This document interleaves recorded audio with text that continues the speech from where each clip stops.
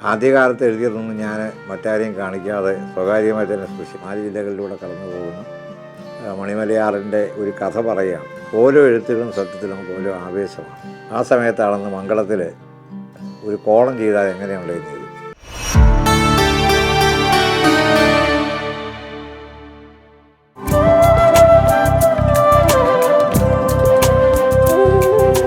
പ്രിയപ്പെട്ടവരെ, Kerala literature international book ഫെസ്റ്റിവലിൻ്റെ 3ാമത്തെ എഡീഷൻ തികച്ചും പുതിയൊരു അനുഭവമായി മാറട്ടെ എന്ന് ഞാൻ ആശംസിക്കുകയാണ്. നമ്മുടെ 2 എഡീഷനുകളും അതിൻ്റെ സംഘാടനം കൊണ്ടും പ്രസാധകന്മാരുടെ സാന്നിധ്യം കൊണ്ടും അതോടൊപ്പം തന്നെ ജനങ്ങളുടെ പങ്കാളിത്തം കൊണ്ടും ഏറെ സുതാർഹമായി. ഈ വരാൻ പോകുന്ന ഫെസ്റ്റിവലിനും എല്ലാവിധ ആശംസകളും ഞാൻ ആദ്യമായിട്ട് നേരുകയാണ്. എന്നെ സംബന്ധിച്ചിടത്തോളം വളരെ ചെറുപ്പത്തിൽ തന്നെ പുസ്തകങ്ങളുമായിട്ടുള്ള ഒരു വലിയ ആത്മബന്ധം ഞാൻ സൂക്ഷിച്ചിട്ടുള്ള ആളാണ്. വായനയിലേക്ക് എന്നെ എത്തിച്ചത് എവിടെയാണ് എന്നുള്ളത് ഞാൻ ഓർക്കുന്നില്ല. പക്ഷേ ഏതോ ഒരു സന്ദർഭത്തിൽ എൻ്റെ ജീവിതയാത്രയുടെ വളരെ തുടക്കത്തിൽ തന്നെ പുസ്തകങ്ങളെയും അക്ഷരങ്ങളെയും ഞാൻ ഒരുപാട് സ്നേഹിച്ചു. അതിൻ്റെ പ്രധാനപ്പെട്ട കാരണങ്ങളിലൊന്ന് എൻ്റെ പിതാവിൻ്റെ തന്നെ ഒരു സ്വന്തമായ ലൈബ്രറി എനിക്ക് വീട്ടിലുണ്ടായിരുന്നു. അവിടെ നിന്നാണ് ഞാൻ പുസ്തകങ്ങളൊക്കെ എടുത്ത് വായിക്കാൻ തുടങ്ങിയത്. പിന്നീട് നാട്ടിലെ ലൈബ്രറികളും പഠനത്തിന് പല സ്ഥലങ്ങളിലായി തിരുവനന്തപുരത്തെ യൂണിവേഴ്സിറ്റി കോളേജ് ഉൾപ്പെടെ വന്നൊരു കാലത്ത് ഇവിടുത്തെ മികച്ച അധ്യാപകരും അതോടൊപ്പം തന്നെ ഇവിടുത്തെ ലൈബ്രറികളുമൊക്കെ തന്നെ വായനയുടെ പുതിയ തലങ്ങളെ എത്തിക്കാനായിട്ട് ശ്രമിച്ചു. ഈ വായനയോടൊപ്പം തന്നെ ഞാൻ എഴുതാനുള്ള ചില ശ്രമങ്ങൾ നടത്തുകയും ചെയ്തു. ആദ്യകാലത്ത് എഴുതിയതൊന്നും ഞാൻ മറ്റാരെയും കാണിക്കാതെ സ്വകാര്യമായി തന്നെ സൂക്ഷിച്ചു. കാരണം ഇതൊക്കെ പ്രസിദ്ധീകരണ യോഗ്യമാണോ എന്ന് എനിക്ക് തന്നെ അറിയില്ലായിരുന്നു. അതിനുള്ളൊരു ആത്മവിശ്വാസം ഇല്ലായിരുന്നു എന്നുള്ളതാണ് സത്യത്തിൽ ഒരു യാഥാർത്ഥ്യം. ആ കാലയളവിലാണ് ഞാൻ സിനിമാ മാസിക എന്ന പേരിൽ തന്നെയുള്ള ഏക സിനിമാ മാസിക കോട്ടയത്ത് നിന്നായിരുന്നു. അതിൽ പ്രവർത്തിച്ചിരുന്ന എൻ്റെ ഒരു സുഹൃത്തും അതോടൊപ്പം തന്നെ എൻ്റെ ഒരു അടുത്ത അഭ്യുദയകാംക്ഷിയുമായ ഒരു വ്യക്തി ശ്രീ ബാലചന്ദ്രൻ, അദ്ദേഹം ഒരിക്കൽ എൻ്റെ ഒരു കവിത ഞാൻ എഴുതിയത് അദ്ദേഹം കാണിച്ചു. അങ്ങനെ അദ്ദേഹമാണ് എന്നോട് പറഞ്ഞത് നമുക്കിത് പബ്ലിഷ് ചെയ്യാം എന്ന് പറഞ്ഞുകൊണ്ട് ആദ്യത്തെ കവിത അങ്ങനെ സിനിമാ മാസികയിൽ എന്താ പറയുക കറുത്ത മഷി പുരണ്ട് എൻ്റെ പേരച്ചടിച്ച് വന്നു. ഞാനന്ന് ഒരുപാട് പേരെ കൊണ്ട് നടന്ന് കാണിച്ചത് വായിച്ചോ എന്ന് ചോദിച്ചു. അപ്പോൾ അങ്ങനെ സ്വന്തമായി ഒരു പേരച്ചടിച്ച് വരിക എന്നുള്ളത് ഒരുപക്ഷെ അന്നത്തെ ഏറ്റവും വലിയൊരു ആഗ്രഹമായിരുന്നു. പിന്നീട് ഞാൻ മംഗളം ആ കാലത്ത് കോട്ടയത്ത് നിന്ന് ആരംഭിക്കുന്നു. മംഗളത്തിൽ ഞാൻ കുറേ കാലം കവിതകളും ഒക്കെ തന്നെ എഴുതിയൊരു കാലഘട്ടമുണ്ട്. അമ്പാട്ട് സുകുമാരൻ നായർ എന്ന് പറയുന്ന അന്നത്തെ മംഗളത്തിൻ്റെ ചീഫ് എഡിറ്റർ എന്നെ ആ കാര്യത്തിൽ സഹായിച്ചു. ഒരുപക്ഷെ അന്ന് ഞാൻ എഴുതിയ ഒരു കവിത പിന്നീട് ഒരു വിവാദമാകുകയും ചെയ്തു. അത് ഞാനൊരു എഴുതിയ കവിത ആരെയും ഉദ്ദേശിച്ചാണ് എന്നുള്ള രീതിയിൽ കോളേജിൽ പഠിക്കുന്ന കാലത്താണ്. സത്യത്തിലത് അങ്ങനെയൊന്നും അല്ലായിരുന്നു. പക്ഷെ അത് വ്യാഖ്യാനിച്ച് തെറ്റിദ്ധരിച്ച ഒരു സാഹചര്യം ഉണ്ടായതൊക്കെ ഞാൻ അതുമായി ബന്ധപ്പെട്ട് ഓർക്കുകയാണ്. അങ്ങനെയാണ് എൻ്റെ ആദ്യകാലത്ത് ഞാൻ ചില എഴുത്തുകളൊക്കെ ആരംഭിച്ചത്. പക്ഷെ പിന്നീട് കുറേ കൂടി ഞാൻ പലതും എഴുതിയെങ്കിലും അതൊന്നും തന്നെ പലതും ഞാൻ അയച്ചതൊക്കെ തന്നെ തിരികെ പ്രസിദ്ധീകരണ യോഗ്യമല്ല എന്ന് പറഞ്ഞ് മടങ്ങി വന്ന അനുഭവങ്ങളുണ്ട്. മാതൃഭൂമിയിൽ എപ്പോഴെങ്കിലും എഴുതണമെന്ന് ഞാൻ ആഗ്രഹിച്ച ഒരാളാണ്. പക്ഷേ ഇതുവരെ മാതൃഭൂമിയിലെ മാസികയിൽ എനിക്ക് എഴുതാൻ കഴിഞ്ഞില്ല. ഒരുപക്ഷേ മാതൃഭൂമിയുടെ ആ ഒരു ലെവലിലേക്ക് നമുക്ക് എത്താൻ കഴിഞ്ഞില്ല. എങ്കിലും പിന്നീട് ഒരു ചെറിയ സുഹൃത്ത് സംഗമത്തിനിടയിൽ ഞാൻ എൻ്റെ ചില ജീവിതാനുഭവങ്ങൾ എൻ്റെ ചില പത്രപ്രവർത്തക സുഹൃത്തുക്കളുമായി പങ്കുവെച്ചു. ആ സമയത്താണെന്ന് മംഗളത്തിൽ ഒരു കോളം ചെയ്താൽ എങ്ങനെയുണ്ടെന്ന് ചോദിച്ചു. കോളം ചെയ്യുക എന്ന് പറഞ്ഞാൽ എനിക്ക് അത്രമാത്രം വലിയ ധൈര്യമില്ലായിരുന്നു. കാരണം എല്ലാ ആഴ്ചയും കൊടുക്കണം, പുതിയ വിഷയങ്ങൾ വേണം. എങ്കിലും ഞാൻ പറഞ്ഞു നമുക്ക് ആദ്യം ഒന്ന് ശ്രമിക്കാം, ചിലപ്പോൾ നിന്ന് പോകും എന്ന് പറഞ്ഞെങ്കിലും ആ എഴുത്ത് തുടങ്ങിക്കഴിഞ്ഞപ്പോൾ ആ പങ്ക്തി സാമാജികൻ സാക്ഷി എന്ന പേരിൽ അതിന് പേരിട്ടതൊക്കെ അവർ തന്നെയാണ്. അങ്ങനെ സാമാജികൻ സാക്ഷിയുടെ ആദ്യത്തെ 1-2 ലക്കങ്ങൾ വായിച്ചു കഴിഞ്ഞപ്പോൾ എനിക്ക് ഒരുപാട് ആളുകൾ എന്നെ ഫോൺ ചെയ്ത് നന്നായിട്ടുള്ളൊരു പുതിയ രീതിയിലുള്ളൊരു അപ്രോച്ചാണ്. പ്രത്യേകിച്ച് ഒരു സാമാജികൻ എന്ന നിലയിൽ സാമാജികൻ സാക്ഷിയുടെ പിന്നിലുള്ള ഏറ്റവും പ്രധാനപ്പെട്ട കാര്യം ഒരു നിത്യജീവിതത്തിൽ ഒരു സാമാജികൻ എന്ന നിലയിൽ ഞാൻ നേരിട്ട് കണ്ട അനുഭവങ്ങൾ മാത്രമേ ഉള്ളൂ. അല്ലാതെ അതിനകത്ത് വേറെ ഒന്നും കൂട്ടിച്ചേർത്തതൊന്നുമല്ല. ഓരോരോ അനുഭവങ്ങൾ ഓരോ വ്യക്തികളുമായിട്ടും എൻ്റെ നാടുമായി ബന്ധപ്പെട്ട് എൻ്റെ മണ്ഡലവുമായി ബന്ധപ്പെട്ട വികസന പ്രവർത്തനങ്ങളിലൊക്കെ ഇടപെടേണ്ടി വന്നപ്പോഴൊക്കെ എനിക്കുണ്ടായ ഒരുപാട് നല്ല അനുഭവങ്ങളും ദുരനുഭവങ്ങളും ഒക്കെ ഞാൻ അതിനകത്തൂടെ വരച്ചിടാനായിട്ടാണ് ശ്രമിച്ചത്.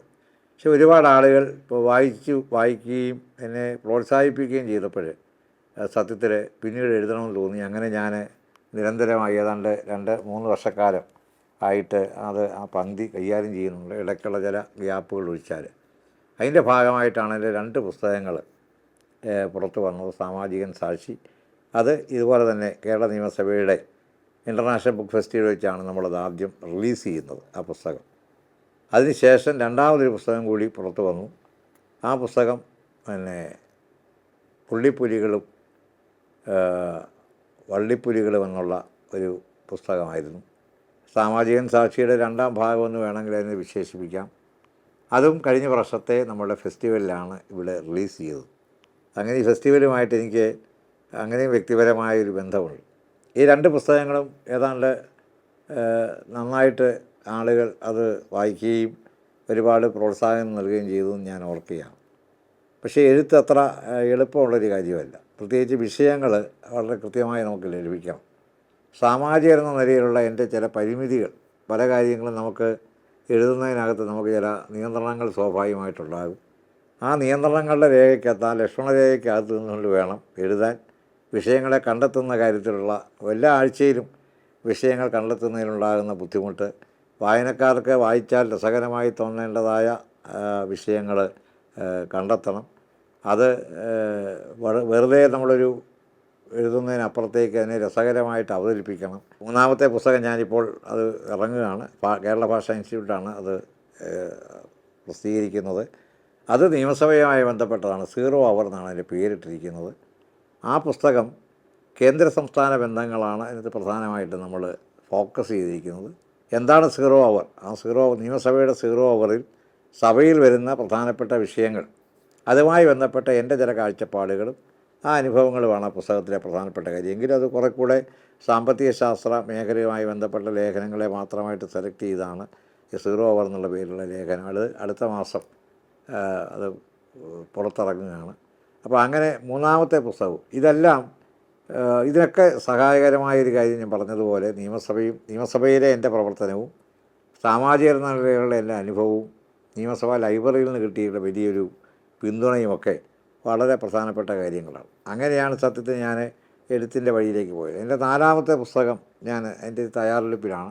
4ാമത്തെ പുസ്തകം വളരെ വ്യത്യസ്തമായ മറ്റൊരു അനുഭവമാണ്.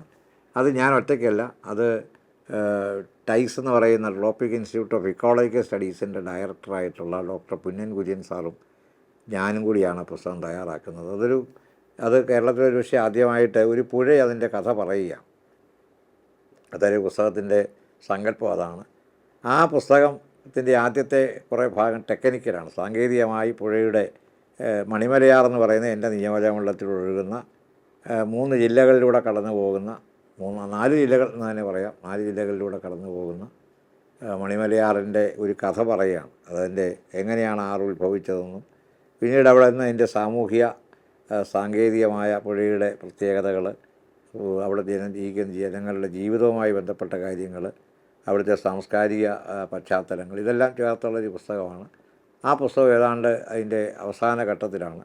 അങ്ങനെ 4ാമത്തെ പുസ്തകവും ഞാൻ അടുത്ത 2025 ആ പുസ്തകം പുറത്തിറങ്ങുകയാണ്.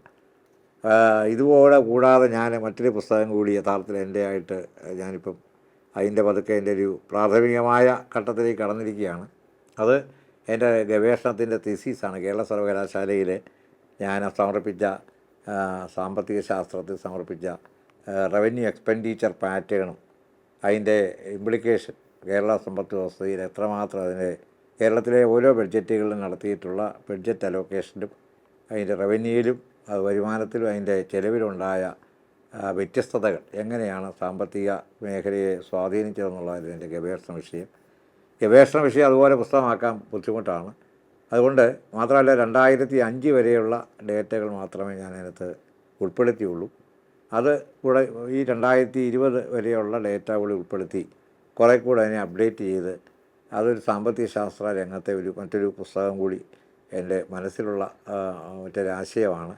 കേരളത്തിലെ ഒരു പ്രത്യേകത സാമ്പത്തിക ശാസ്ത്രവുമായി ബന്ധപ്പെട്ട് പ്രത്യേകിച്ച് പബ്ലിക് ഫിനാൻസിൽ പൊതു ധനകാര്യത്തിലുള്ള പുസ്തകങ്ങളുടെ വലിയൊരു കുറവ് യഥാർത്ഥത്തിലുണ്ട്. കുറേ പുസ്തകങ്ങൾ എഴുതിയിട്ടുണ്ട്, പക്ഷേ എങ്കിലും ആ രംഗത്ത് വളരെയേറെ കുറവാണെന്ന് എനിക്ക് തോന്നുന്നു. അതുകൊണ്ട് തന്നെ സാമ്പത്തിക ശാസ്ത്ര വിദ്യാർത്ഥികൾക്ക് മാത്രമല്ല രാഷ്ട്രീയ വിദ്യാർത്ഥികൾക്കും യഥാർത്ഥത്തിൽ വളരെ ഗൗരവമായി പഠിക്കേണ്ട ഒരു മേഖലയാണ്. ഇത് നമ്മുടെ എല്ലാ ഡെവലപ്മെൻറ്റിനെയും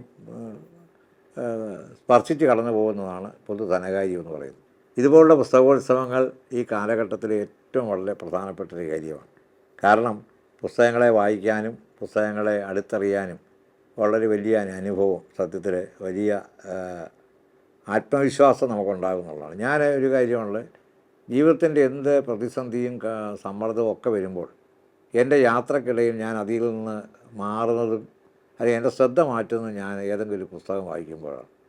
മാത്രമല്ല ഒരു പുസ്തകം വായിച്ചു കഴിഞ്ഞാൽ, പ്രത്യേകിച്ച് നോവൽ വളരെ ഇഷ്ടപ്പെട്ടാൽ ആ നോവൽ പലപ്പോഴും എന്നെ ദിവസങ്ങളോളം എൻ്റെ പിന്നാലെ ആ കഥാപാത്രങ്ങളിങ്ങനെ അവരെന്നെ അലോസരപ്പെടുത്തുകയോ പ്രയാസപ്പെടുത്തുകയോ ഒക്കെ ചെയ്യാറുണ്ട് പലപ്പോഴും. ഒരുപാട് പുസ്തകങ്ങൾ വളരെ ചെറുപ്പത്തിൽ തന്നെ ഞാൻ വായിച്ച കെ സുരേന്ദ്രൻ്റെ താളമാണേലും വിലാസിയുടെ ഊഞ്ഞാൽ ഉൾപ്പെടെ ഒരുപാട് പുസ്തകങ്ങൾ ആ കാലഘട്ടത്തിലൊക്കെ, അത് ഏത് കാലത്തെ പുസ്തകം വായിക്കുമ്പോഴും എനിക്കൊരു വലിയ ബുദ്ധിമുട്ട് തോന്നുന്നൊരു അവസ്ഥ പലപ്പോഴും ഉണ്ടായിട്ടില്ല. ഒരു വ്യക്തി എന്ന നിലയിലാണ് ഞാൻ പറഞ്ഞത്, എൻ്റെ വൈകാരികതകളെ പലപ്പോഴും രൂപപ്പെടുത്തുന്നതിലും സ്വാന്തനപ്പെടുത്തുന്നതിലും കുറേ കൂടെ അതിനെ ആഴത്തിലേക്ക് സ്പർശിക്കുന്നതിലൊക്കെ തന്നെ പുസ്തക വായനയ്ക്ക് പലപ്പോഴും വലിയൊരു പങ്കുണ്ട് എന്ന് ഞാൻ പലപ്പോഴും തോന്നിയിട്ടുണ്ട്. മാത്രമല്ല കവിത അതുപോലെ തന്നെയാണ്.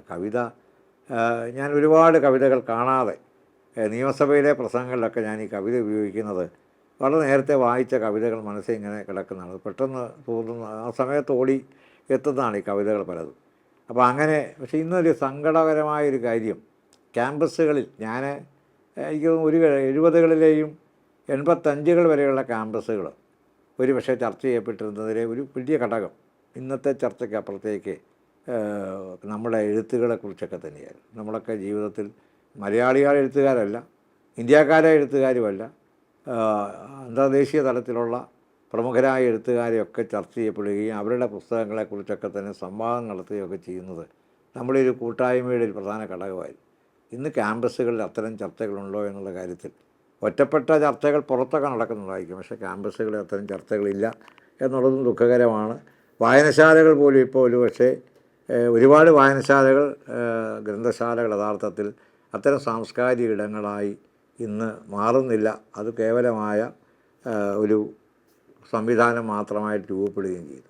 കേരളത്തിലെ എന്തുകൊണ്ട് വായന എന്നതിന് എനിക്ക് പറയാനുള്ള ഒരു ഉത്തരം, ഒരുപാട് വർഗീയതയുടെയും ജാതി സ്പർദ്ധയും വിഭാഗീയതയും ഒരുപാട് മതിലുകളും കെട്ടുന്ന ഒരു കാലഘട്ടമാണിത്. നമ്മളല്ല എന്ന് പറയുമ്പോഴും ഇതെല്ലാം ഉണ്ട് എന്നുള്ളൊരു യാഥാർത്ഥ്യമായി നിൽക്കുമ്പോൾ പൊതുവിടങ്ങൾ കുറഞ്ഞു വരുന്നൊരു കാലഘട്ടത്തിൽ മനുഷ്യനെ അവൻ്റെ മാനുഷികമായ തലത്തിലേക്ക് എത്തിക്കാൻ എഴുത്തിനോളം പറ്റുന്ന മറ്റൊരു വഴിയില്ല എന്നുള്ള കാര്യത്തിൽ യാതൊരു സംശയവുമില്ല. ഓരോ എഴുത്തുകളും സത്യത്തിൽ നമുക്ക് ഓരോ ആവേശമാണ്. ഓരോ എഴുത്തുകളും കണ്ടെത്തുന്നത് പുതിയ മേച്ചിൽപ്പുറങ്ങളാണ്, പുതിയ സാധ്യതകളാണ്, പുതിയ ലോകത്തെയാണ്, പുതിയ അറിവിനെയാണ്. അപ്പോൾ ആ അറിവിലൂടെ സഞ്ചരിക്കുമ്പോഴേക്കും ഒരുപക്ഷെ നമ്മളിലുള്ള പറഞ്ഞ പോലെ ചെറിയ വിഭാഗീയതകളും ചെറിയ മനസ്സുകളും ഒക്കെ തന്നെ നമുക്ക് നഷ്ടമായി വിശാലമായ ഒരു ലോകത്തിലേക്ക്, വിശാലമായ എന്താ പറയുന്നത്, അറിവിൻ്റെ ലോകത്തിലേക്ക്, ഈ ടാഗോറിൻ്റെ ഗീതാഞ്ജലി പാടുന്നത് പോലെ എവിടെ മാനസം നിർഭയമാകുന്നു, എവിടെ നിൽക്കുന്നു ശീർഷം സമുന്നതം, എവിടെ വിജ്ഞാനം പൂർണ്ണ സ്വതന്ത്രമായി അവികലമായി വിരാജിപ്പു നിത്യവും മുക്തി തൻ്റെ ആ സ്വർഗരാജ്യത്തിലേക്ക് എൻ്റെ നാട് ഒന്ന് ഉണരണേ ദൈവമേ എന്ന് ടാഗോർ പ്രാർത്ഥിച്ചതുപോലെ വിജ്ഞാനത്തിൻ്റെയും അറിവിൻ്റെയും മഹത്തരമായ വലിയ ആകാശങ്ങളിലേക്ക് തീർച്ചയായിട്ടും നമ്മുടെ മനസ്സിനെ കൊണ്ടുപോകാൻ ആഴത്തിലുള്ള വായനയും ആഴത്തിലുള്ള പഠനവും വളരെ പ്രധാനപ്പെട്ട കാര്യമാണ്. ഒരുപക്ഷേ പുതിയ കാലഘട്ടത്തിൻ്റെ വായനയുടെ തലങ്ങൾ മാറിപ്പോയി, അല്ലെങ്കിൽ വ്യത്യസ്തമാകുന്നു. ഇപ്പോൾ ഇന്ന് റീഡിങ് ഉൾപ്പെടെയുള്ള രീതികൾ മാറുന്നു. പക്ഷേ അതോടൊപ്പം തന്നെയാണ് നമുക്കിന്ന് വായന കേൾക്കാൻ കഴിയുന്നൊരവസ്ഥ, വായനയല്ല പുസ്തകങ്ങൾ കേൾക്കാൻ കഴിയുന്നൊരവസ്ഥ. പക്ഷെ ഇവിടെയൊക്കെ ഒക്കെ ഉണ്ടെങ്കിലും ഇന്നും വായനയുടെ തലങ്ങളിൽ പുതിയ തലമുറ കുറേ കൂടെ അഭിരമിക്കേണ്ട ഒരു കാലഘട്ടത്തിലാണ് എന്നുള്ള കാര്യം സംശയമില്ല. ലഹരിയുടെ പിന്നാലെ പോകുന്ന ഒരു കാലഘട്ടം തിരികെ പിടിക്കാൻ വായനയെ ലഹരിയാക്കുക എന്നുള്ള കേരള നിയമസഭയുടെ ഈ പുസ്തകോത്സവത്തിൻ്റെ പ്രഖ്യാപിതമായ ലക്ഷ്യത്തിന് മാത്രമേ കഴിയൂ എന്ന് പൂർണ്ണമായി വിശ്വസിക്കുന്ന ഒരാളാണ് ഞാൻ. ആ ജൈത്രയാത്ര ഇനിയും മുമ്പോട്ട് പോകട്ടെ. അത് നമ്മുടെ പ്രതിസന്ധികളെ, കാലത്തിൻ്റെ അല്ലെങ്കിൽ സമൂഹത്തിൻ്റെ ഈ വർത്തമാന കാലത്തിൻ്റെ പ്രതിസന്ധികളെ അതിജീവിക്കാൻ ഇത്തരം സംരംഭങ്ങൾക്ക് പ്രവർത്തനങ്ങൾക്കും കഴിയട്ടെ എന്ന് ആഗ്രഹിക്കുന്നു. ഇത് പിന്നിൽ പ്രവർത്തിക്കുന്ന കേരള നിയമസഭയുടെ മുഴുവൻ ആളുകളെ ഈ മഹത്തരമായ ഈ മഹോത്സവത്തിൻ്റെ ഭാഗമാകുന്ന എല്ലാവരെയും വളരെ ആത്മാർത്ഥമായിട്ട് അഭിനന്ദിക്കുന്നു. ഉത്സവങ്ങളെല്ലാം തന്നെ പുറത്തേക്ക് ശ്രമിക്കുന്ന അനുഭവങ്ങളാണ്. ഈ ഉത്സവവും അറിവിൻ്റെ പുറത്തോട്ടുള്ള ഒരു ശ്രമിക്കലായി അല്ലെങ്കിൽ അതിൻ്റെ പുറത്തോട്ടുള്ള യാത്രയായി മാറട്ടെ എന്ന് പ്രാർത്ഥിക്കുന്നു, ആശംസിക്കുന്നു.